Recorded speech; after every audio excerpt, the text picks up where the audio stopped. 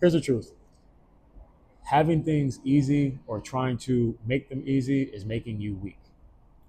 Growth doesn't happen in a comfort zone. I'm sure you've heard that. But really think about it. Think about anything you have went through, and I guarantee you that the growth that you had was hidden in the shitty aspect of it or what sucked. And if you keep running from this, you'll never tap into your true strength. I used to chase comfort, and sometimes I catch myself doing it still in certain aspects, taking shortcuts in business, or not hitting that extra rep in the gym, or not having tough conversations.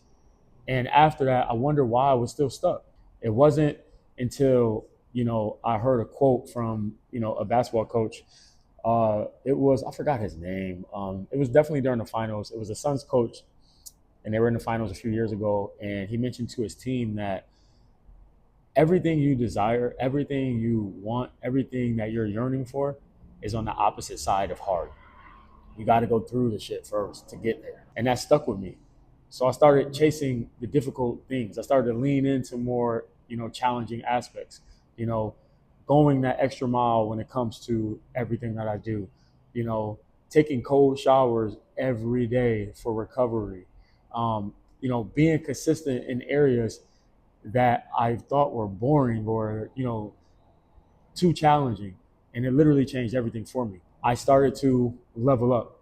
And again, I'm still going through this process. However, as human beings, I can tell you, and this is for everyone, that discomfort is our teacher. Science calls this hormesis, small stress that makes you stronger. Think about cold exposure, fasting, training really, really hard. They all build resiliency by stressing the body in a healthy way. Seneca of the Stoicism area said, the body should be hardened by work. And thousands of years later, biology proves he was right. Comfort weakens, discomfort builds. Think about it. I'm sure we all can relate. Skip the hard workout to do Netflix. Skip the tough conversation for silence. Skip the discipline for a quick hit of dopamine. And what happens? Comfort starts to pile up and weakness starts to creep in. But when you push through the shitty part, your body adapts every time.